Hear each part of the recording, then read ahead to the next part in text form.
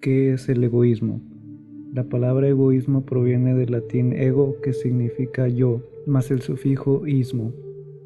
Según la RAE, la palabra egoísmo significa inmoderado y excesivo amor a sí mismo, que hace atender desmedidamente al propio interés, sin cuidarse del de los demás. Según el diccionario léxico, egoísta es el que antepone el interés propio al ajeno, lo que suele acarrear un perjuicio a los demás.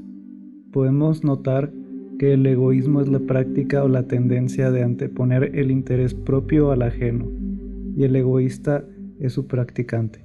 Según estas definiciones, su práctica suele traer consigo perjuicio a los demás.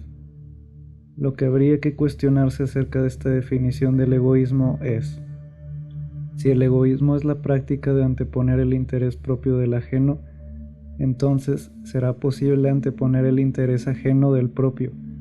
Pues si el egoísmo es una práctica, entonces esta misma práctica debería poder ponerse en práctica.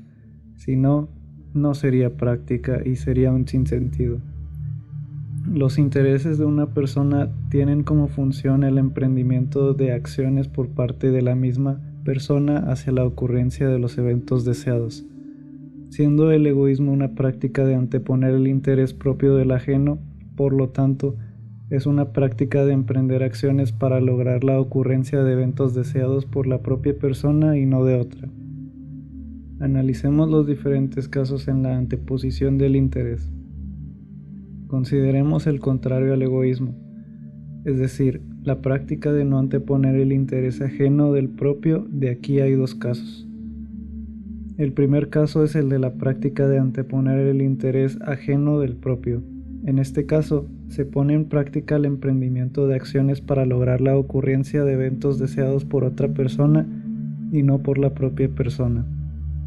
Si la propia persona tiene el interés de cumplir el interés de otra persona, entonces, de ser posible, emprenderá la acción necesaria para su ocurrencia. Sin embargo, quien tiene el interés de emprender dicha acción es la propia persona y no otra, por lo cual el interés por cumplir los intereses ajenos es un interés propio y no ajeno, por lo tanto, una práctica egoísta.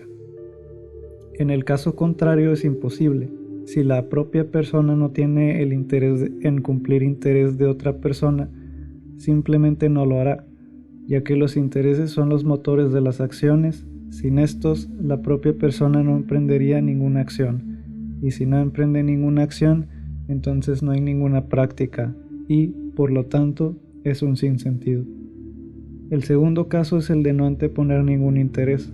Antes de emprender una acción es necesaria una previa deliberación, la cual, sin ningún interés antepuesto, no se emprendería ninguna acción, al menos no una motora. Y esto es característico de una persona indecisa. Pero incluso las personas indecisas tienen el interés de decidir qué acción emprender, y la acción que emprenderán es la de deliberar. Este interés es un interés de la propia persona y no de otra, por lo cual es una práctica egoísta. Por último, en el egoísmo se antepone el interés propio del ajeno, el cual, por definición, es la práctica egoísta. Como hemos visto, no se puede anteponer un interés ajeno del interés propio, ya que el interés de una persona siempre es propio de ella, por lo cual el egoísmo es la práctica de los intereses propios.